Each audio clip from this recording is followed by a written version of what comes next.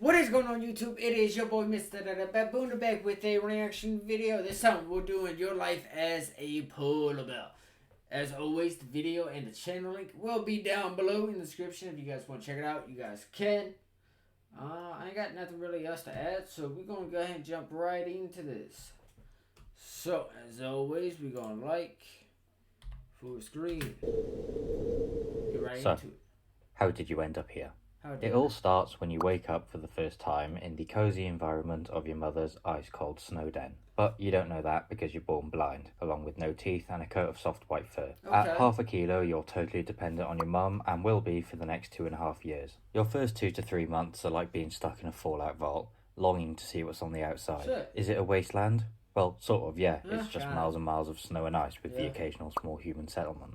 This time is needed though, so you can feed on your mum's fat rich milk and grow 10 times in size. She is devoted to nursing and doesn't eat or drink the whole time whilst you spend all day sucking her dry.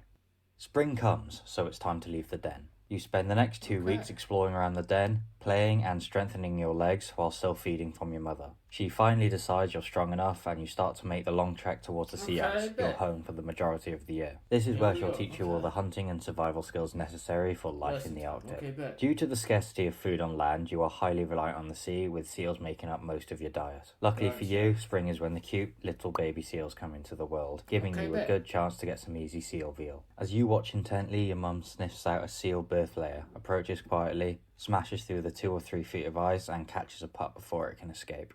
Congrats, you've just learned your first hunting technique. This is a tasty first meal, but it's not long till mum has to hunt again. After showing you another technique, she brings back another seal, but this time things don't go so well. In the distance, she spots a male polar bear approaching, which gives you no choice but to leg it. If you don't, then along with the day's catch, he'll probably eat you too. You're an easy target and it'll eliminate some potential future competitors. Oh shit. Male bears aren't your only threat, and you'll have to keep an eye out for Arctic wolves as well. Oh damn! Who'll run off with you if given the chance. Mum's lessons continue till you're 2 years old, when you now start to engage in some practical lessons for a few months. Weaning takes place at around 2.5 years, when your mum, convinced you can just about survive, will leave you on your own. You are now a sub-adult polar bear. Shit. First things first, time to get some food. Okay, time to get some food. Let's go get some food. What's that? It's coming to the end of spring, so there are some easy seal pups to catch. Like mum, you sniff out the layer, approach quietly, then smash. Oh, looks like you're not strong enough to break the ice. And the seal's gone. Don't worry, mum taught you what to do. You find a seal breathing hole near a den, sneak up to it and wait patiently for a few hours. An unknowing seal innocently pops its head up, only to be clawed out the water for your first meal. Shit. Or so you think. Food theft is a really big problem for sub-adult polar bears, as they lack the size to fend off the adults, making them easy pickings. At least you got a nibble. After that disappointment, you turn to scavenging. This doesn't provide as much food, but will keep you going and will be much needed during the summer months when the ice melts.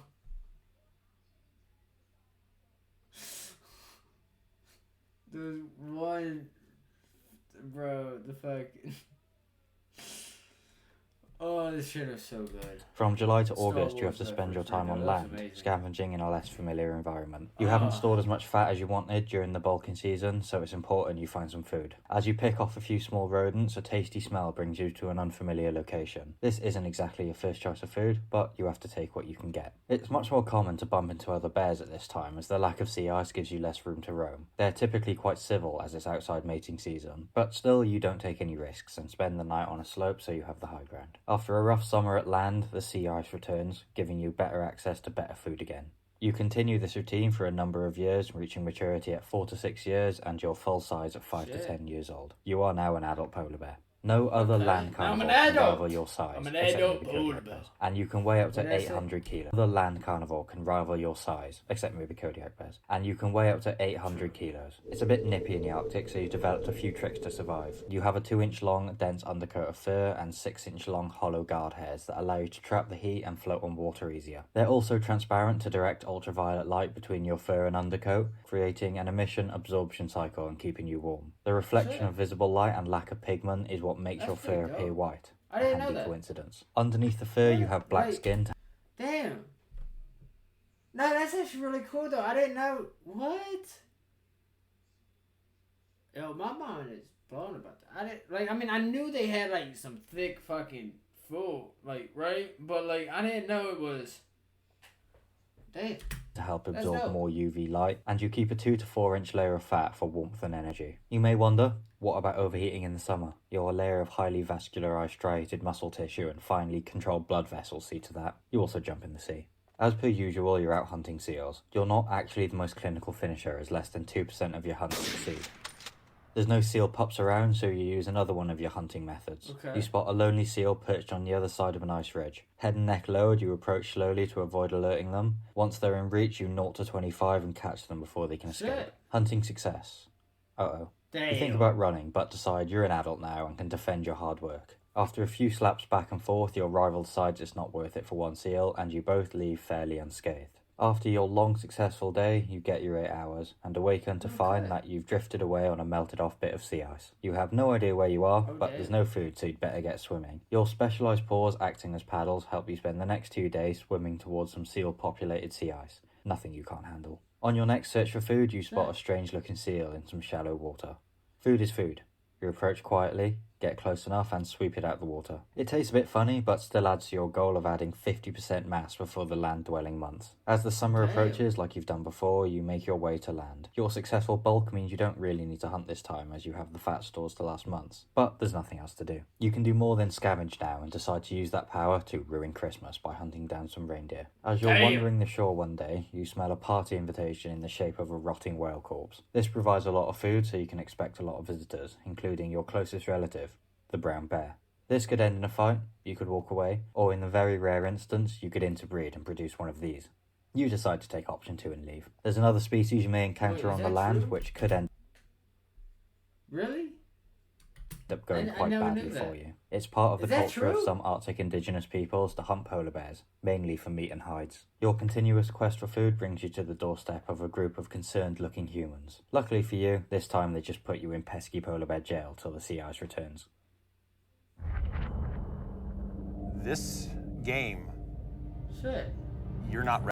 Back on the ice and the spring has come, which means it's mating season. You try and find a mate by hanging around the best hunting areas and following the scents that the other bears produce from their paws. If you're a male, once you find a female, you try to isolate her from other males and will chase a few runs. This is when the most aggression occurs between males and you have to stand your ground against a bear who's less likely to back off this time. After victory, you spend the next 2 weeks with your new mate in the most sociable time of the year. Once your work is done, you go your separate ways, off to find another partner with zero cares in the world about your unborn children. If you're a female bear, you also mate with multiple partners throughout the season, and your litter of 1 to 3 cubs could all have different fathers. You spend the rest of spring, summer and autumn bulking up as much as you can, ready to spend the winter in a maternity den. Sometime between August and November, you make your way inland and dig a hole in the snow, just large enough for you to turn around in. You wait for the snow to cover the entrance and go into a state of carnivore lethargy, which is similar to hibernation, but not quite the same. Around December time, you give birth to your litter of cubs and proceed to follow in your mum's footsteps, by nursing and training them to survive in the Arctic. Everything went to plan this time, but it's not always the case. Sometimes your den can get disturbed, or you may not have packed on enough mass to sustain the family, both scenarios having unhappy endings. After you've left the kids, it's back to normal routine. You try to hunt some seals, but there's not much around, and after a few failed hunts, you're almost starving. You spend 3 days walking across the ice and swimming through the ocean till you come across a dense pack of large seals with massive tusks. Not wanting to take one on, you think back to one of Mum's lessons all those years ago. You decide to try your luck by provoking the walruses to create a stampede in the hope that a smaller pup will get trampled on and left behind.